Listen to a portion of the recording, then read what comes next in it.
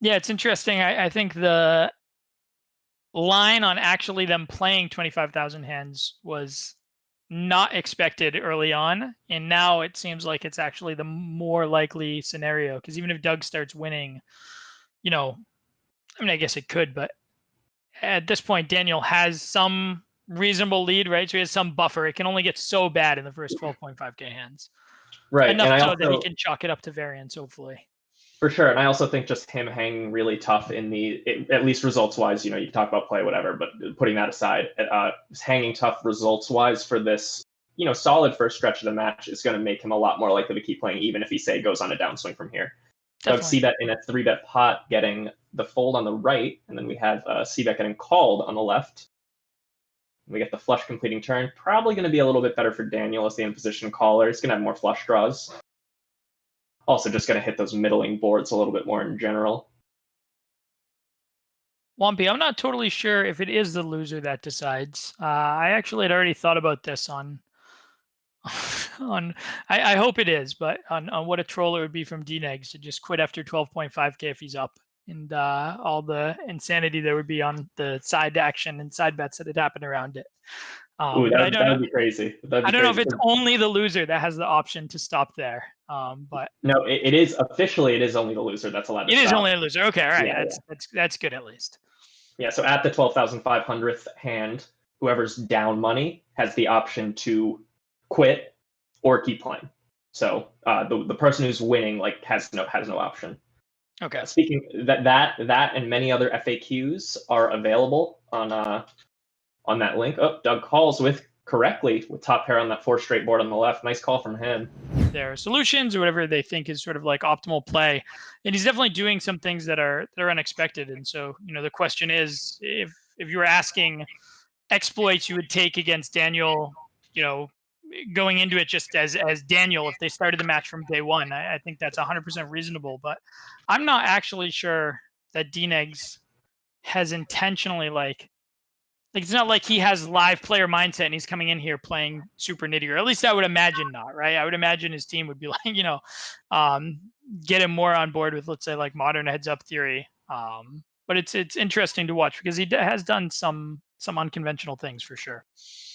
Yeah, for sure. Speaking of unconventional, we've seen him flat a couple hands that, if you look at pre-flop solvers, are basically how anyone who regularly plays heads up plays would literally flat these hands 0%. The two hands were pocket queens and ace king suited. Those are hands that just, if you watch a million hands of heads up cash on PokerStars at the highest stakes, the highest stakes they have, that is, they don't have too much of that anymore.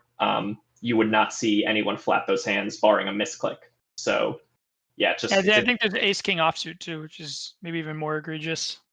Yeah, questionable. Which one's more egregious? Kind of irrelevant though. Yeah. Doug getting picked off on the left, his river bet. Daniel making a nice call with a 6.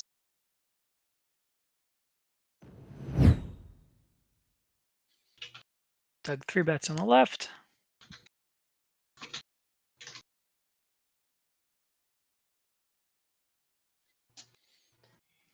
Folds the 4 bet. And DNegs with a 3 bet on the right as well.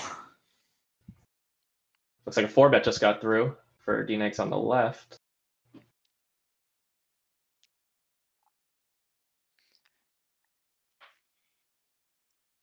Yeah, KKs. I think that's a really common disagreement with people. I know a lot of friends of mine have that opposite approach. So the question was, Bousquet also said that him and Doug have opposite approach of how they would start the match. Doug will call till his opponent proves they don't bluff enough. And Olivier is saying he believes people under bluff in general, and he starts with that assumption and then adjusts outward. Again, I think that's very, very common in terms of differing approaches of people. I'm typically in the Doug camp there, but I know some extremely, extremely good players in the live camp. So common disagreement for sure. And big pot on the right here.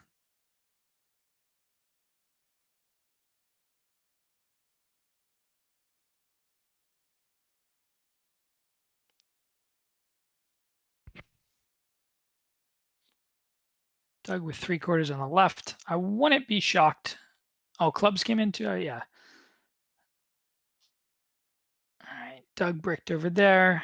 Daniel rivered the straight, and Doug checked back. So be nice to know what he had there, but apparently he saved himself some money. Yeah, and it is just really early, guys. Like, Doug is down, 4.5 buy-ins. That's an amount you could pretty easily lose in one session. A normal session. That's like pretty standard. If you ask, any serious cash game player, how many times have you lost 4.5 buy-ins in a session?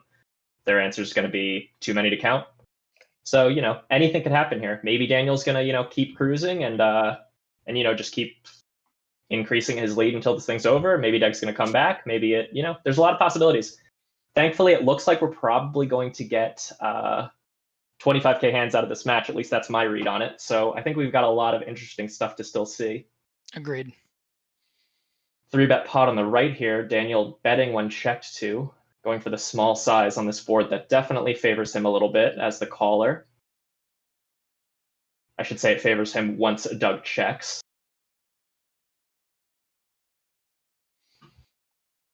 Check raise by Doug. Tripman1 talking about the poker shares odds. Oop, check raise from Doug, yeah. Trip1 talking about the poker shares odd. Doug is 1.67 to 1 to win in one session, and then Daniel's 2.32. That's just for one session though, so it comes out to be about what that. I'm always bad at like figuring out the middle. But has Doug as a slight favorite, as you'd expect in one session. Can't be much more than a slight favorite. And then overall, I believe it still has Doug around 4.5 to 1 to win. Oop, jam on the turn from Doug. Call. Kings versus set. Nice hand from Daniel. Clear cooler. That's going to put Daniel into the lead on the day. Monotone board on the right. Daniel checks over to Doug. Definitely, man. Card distribution is a huge factor, which is why EV, Mike mentioned earlier in the stream for anyone who's in here, last check of EV, and these are people manually doing it. So, within some margin, but was like Daniel being 150K below EV. But again, we're talking 3,500 hands. And so, yeah, card distribution is a massive, massive factor. And at this point, probably far more important than EV is. Oh, yeah, definitely. EV doesn't tell the full story, but it is also the best we have. So generally speaking, when poker players talk about their true win rate, or they'll always talk about EV because it's at least factoring in something, but it doesn't tell the full picture. But it is better than just the raw green line or whatever, For sure. Big pot on the left. Yeah, Doug c-bets the flop on this 2-heart board, pretty dynamic. Another cooler. Doug with the king high flush in this case against Daniel's jack high. Ooh, nice hand from Doug. That's obviously going to go in. I will tell you guys, this sure makes me yearn for real hand histories and tracking. I wish I didn't have to manually type in $20,000 when Doug wins a pot and do math, but what are you going to do? Yeah. What are you going to do?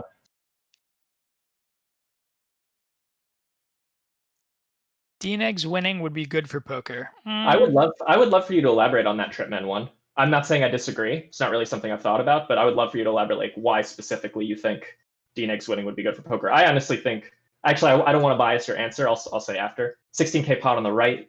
I was going to say something too, but let's wait until he elaborates on that. That's a good point. Someone in chat saying, by the way, to our stream runner, tables need to slide down just a bit. Yeah, can you tick them down like 6 pixels or so? Just so when the showdown hunt comes, we can see Doug's cards a little better. Pot size bet from Doug on the right. Thank you. Doug winning, or no, sorry. Daniel's got a straight. I don't know how to see a board. 6 pixels, Jimmy. I'm expecting precision, buddy. The bet gets through for Doug on the right, winning a nice little pot. Heads up for rolls, man. It's in again. It's in vogue. And now we finally get some NL action instead of just PLO. Yeah, it's good stuff. Good stuff for sure.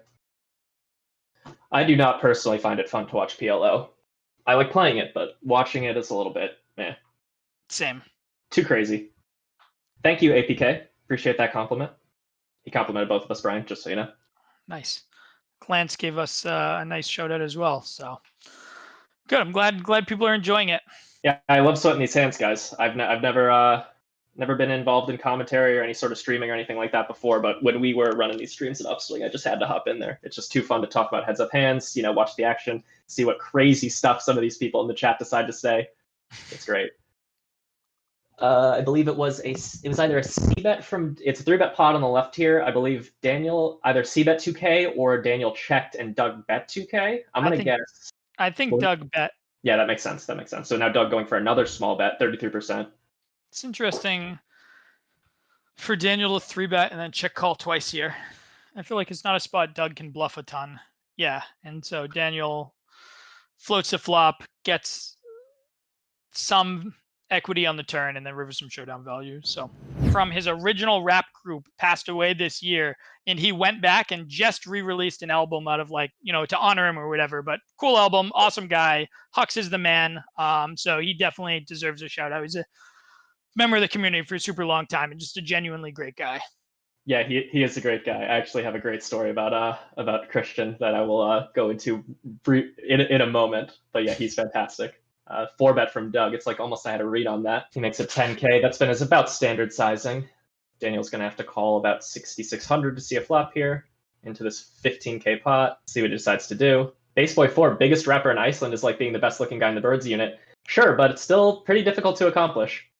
Yeah, I loved it's like being the best snowboarder in Zimbabwe, surely. So yeah, good analogies, guys. I love them.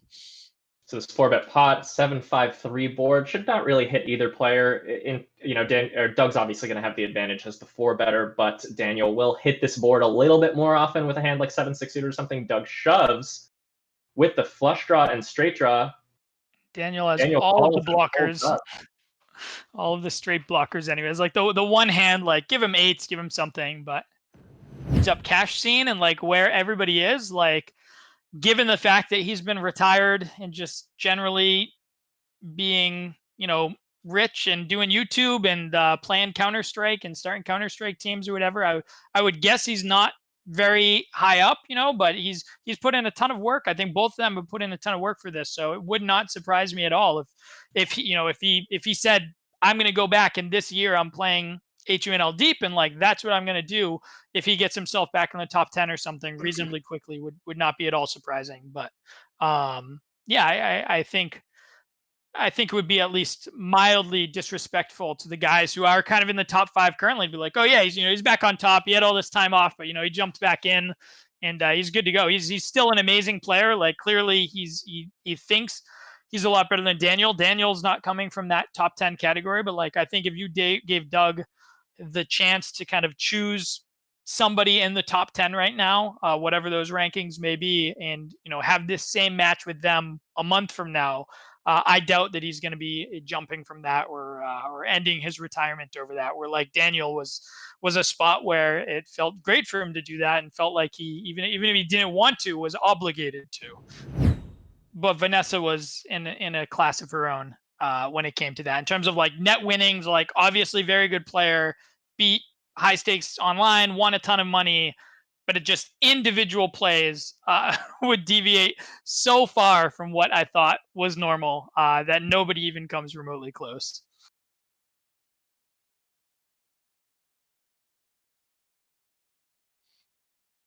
All right, so it looks like Daniel 3-bet on the left. He c-bets again, same size, similar board, 7-4-2 is 8-6-2 last time.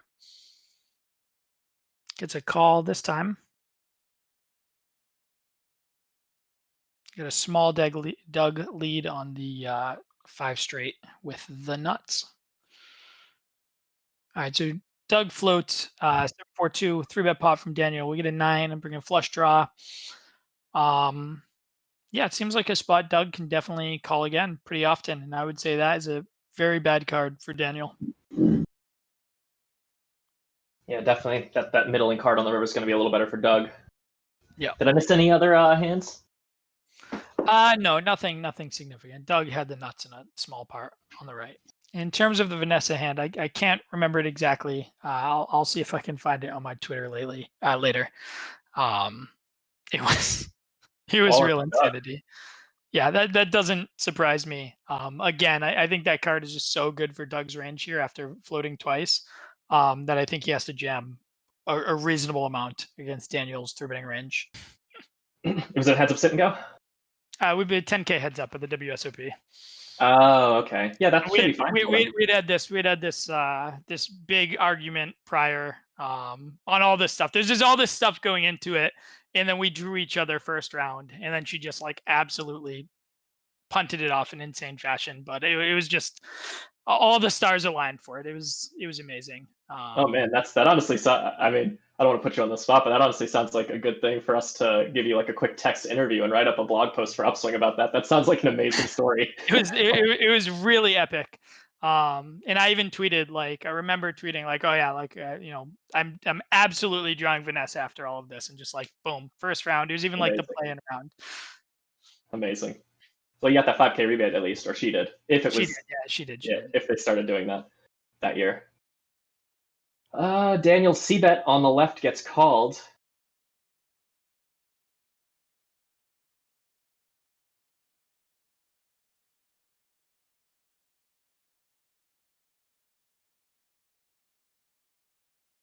King on the turn.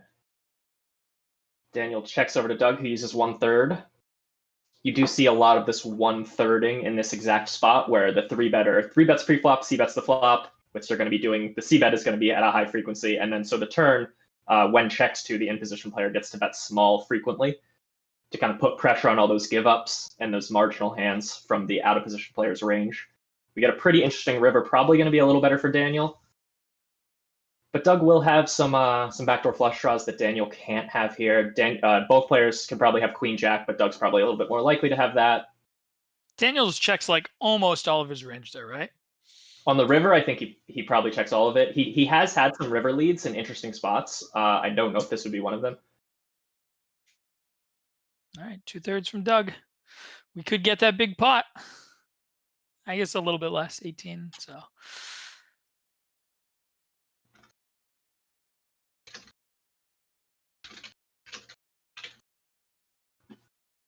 Was expecting D-Negs to lead with a flush. No, like I said, and Mike said, I don't think he really can lead that river too often. It's just a weird spot to balance, and you're gonna have so many hands that you sort of floated there after you 3-bet and then bet that you're gonna need to be able to balance it and have check raises on the river. So.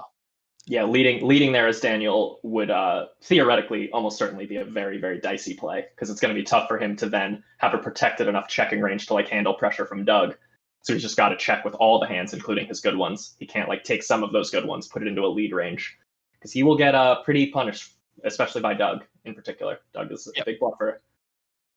Small bet from Daniel after 4-betting. It's about the size you'd expect. Just random letters. We think Doug is in for 150K.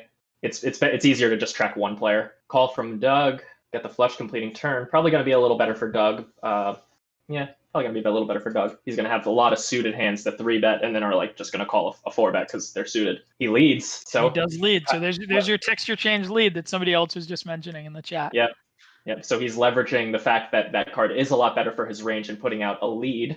He doesn't want to check and then have Daniel just check behind, give him the option to do that. River 5 pairs the board. Definitely some sick, cooler possibilities here if we have a flush for a full house type scenario, but yeah, Daniel doesn't have, the ranges are much wider. He doesn't have too much left anyways, so it's if there were still 100K deep here, it'd be a lot more interesting. But as is, I think Doug's just jamming a lot there. 10's full for Doug against the straight. Yep, captive audience. Tell us what it's going to be. Small C-bet in the 4-bet pot on the left gets called from Doug. He bet about 4K into 20 on the flop. Yeah, so this is interesting then. If there's a 4-bet, Doug 4-bet and Daniel led? No, Daniel check called flop for like 4K. Okay, Doug bet. Yeah, okay. If I said Daniel, yeah. I thought you said, yeah.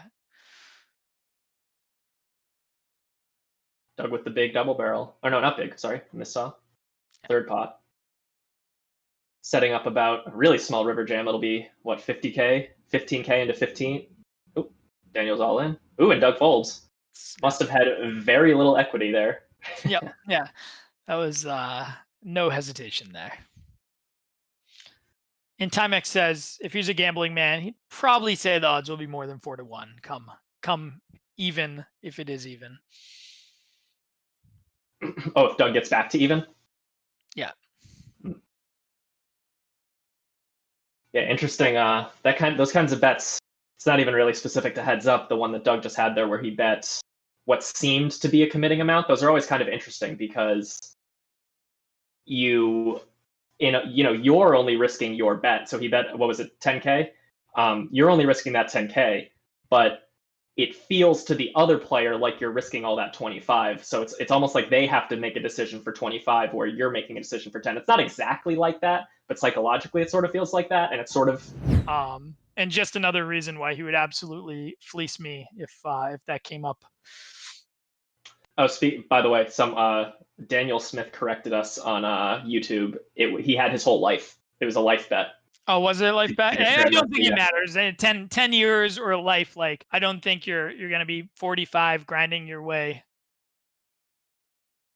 All right, I'm gonna catch up on the chat here. I missed a lot while I was waving my hands around and talking there. So I'll catch up. You do some commentating for a moment. Yeah, sounds good. So we got a 15K pot on the left here. Hate to say I did not see the action up to this point. If I had to guess, 3-bet C-bet from Doug. Now he's double barreling for 13K. But what's for sure true is Doug's betting 14 to 15K on this turn. This is going to set up about a pot size river shove, 90% pot. Does call. Daniel's got 39K behind with 43K in the middle. See what Doug decides to do here. He jams it in. Daniel, no snap call, but Daniel has been slow to call with some pretty strong hands, so could still be a 10. I do not see Daniel tanking with a hand better than a 10 right now, though. Could be a hand like 9x of spades that Daniel's made a pair of 9s on the river. Not an ideal hand to have because you block some of the misdraws from Doug's range, but doesn't necessarily make it not a call. Pair in a heads-up match is a strong hand. He does fold. Gets a fold. Another big one. Yeah, Doug having a solid session today. Yesterday, or rather, I should say the day before, Daniel was really cruising on Wednesday. It seemed like he won every pot. It kind of went a little bit the other way today. Daniel has, found some chinks in Doug's armor today, in today's session specifically, but it's mainly come up all Doug. He's been winning most of the big pots. There was that one big pot that Daniel. That was his go-to strategy, man. When I met him for the first time in real life, I was shocked. I'm over there grinding like 14 hours a day, and he's like, "Listen, I start off, and when I win one buy-in, like I'm just done for the day. If he's down, he'll grind. He'll grind an endless day down, trying to recover it. But when he got up a buy-in or two, he was just done. He packed it in, and I always thought that was hilarious. Yeah, that is amazing. I've actually heard of a few players that do that. Was that a heads-up sit and goer, or was it? Yeah, it was a heads-up sit and goer. Yeah, he was like, he's a very good heads-up sit and goer. He made plenty. Yeah, I wonder if we're talking about the same person. I'm not sure. But if not, it wouldn't surprise me in the slightest if there were multiple good heads-up sit and go players from like the 2012 roughly era that did the same thing. Yeah. You get a nice day off, Overbet here from Daniel. He went for his larger C-bet size on the flop, 1,500 into 2K. He tends to use either 1,500 or 400 into the 2K pot on the flop. This is a little bit more of a dynamic board, so you would expect the larger size, which he goes for, but then he goes 7,400 into 5K on the turn. Doug does call. Doug's calling range on this turn, probably not going to like the King River in general, but a 5's going to be good. I was going to say, unless it's King 5 of spades, but he's got the Queen 5 of spades, and it's good. It was interesting to see how much that analysis was being brought in the booth, even for non-heads-up sit and go events. Yeah, that is interesting. Come to think of it, I remember you guys all doing commentary. That's funny. Yeah. I didn't know Scott Baumstein played heads-up sit and goes too. I had no idea. Yeah, man. Scotty beat Cash. He was one of those guys who refused to move up. I knew him for a super long time. I've known him forever. And like he would just make like 200K grinding hundreds. And it was just like, why? Why will you not move up? He just refused. He crushed. He was super smart about everything. He saved his money. He did all the things that like the dummies playing higher didn't do. And he has done amazingly well for himself. Good for him. But sorry to cut you off real quick. We have a double barrel from Doug in a 3-bet pot here. Very dynamic board, and we get a pretty bricky river. Doug's overpairs are really going to like that card. Just to confirm, this was a 3-bet pot? 3-bet pot, and he went for his large C-bet on the flop, like 5K, and then turn about 12K into 20. Yeah, I think when he bets the turn, like he's jamming that river a reasonable amount, right? he answered, to his credit, he answered, but he said something super unsatisfying. It was like, I don't know, man. Everyone does it differently. It was like, that was his answer. And I was like, okay, I guess that's fine. And then when I kind of got into poker more, you were always someone I followed, actually. I was paying attention to what you were doing. Olivier Bousquet, you know, that's in the heads up sit and go realm. Obviously, the game I'm playing, so I'm going to pay attention. As we have a 4-bet pot on the left here, Jack, Jack, King. Lucky Chewy, great player. Doug, of course. I mean, he's like a close friend, so I'm biased. No one else is really coming to mind, but I know there are more. Does one come to mind for you? Yeah, for me, I mean, definitely Jungle. I love the way Jungle fought. Jungle blew my mind. But like True Teller is another person who I remember I had a chance.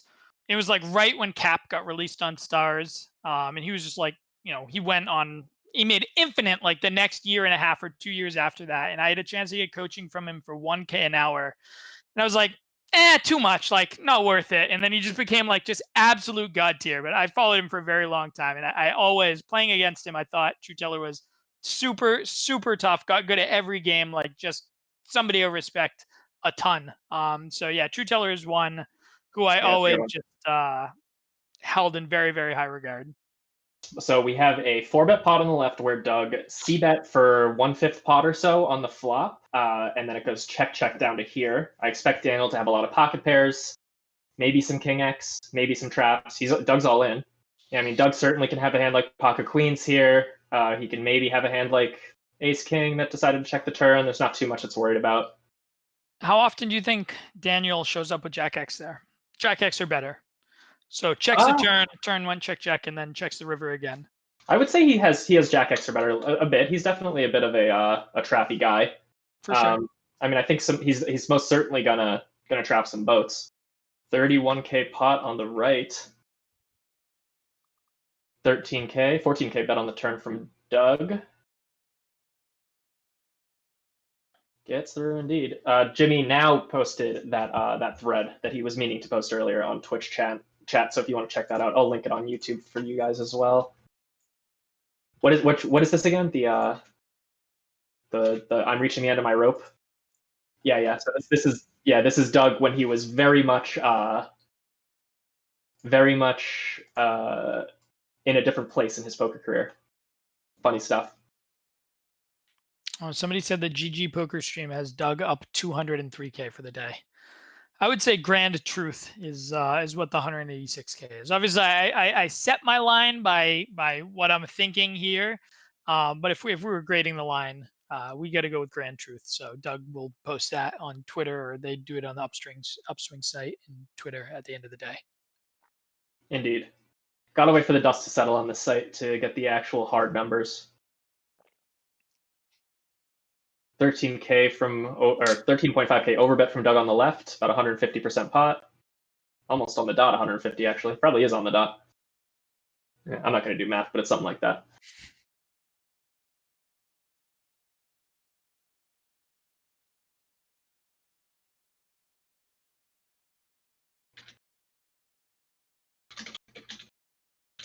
Well, D-Neg's sitting out, so potentially end of day. Yeah, could be it. Daniel could decide to call it here. Or maybe he's just taking a break right at the 2-hour mark. Yeah, you get buried for 200K, and maybe you're rethinking that extra long session today. Yeah, it could be GG, guys. We'll see. Doug is up about a little over 200K. I'm not sure if it's a little or a lot over 200. Or no, wait. Is it 200? No, by my count, it would be more like 180, but it could be higher.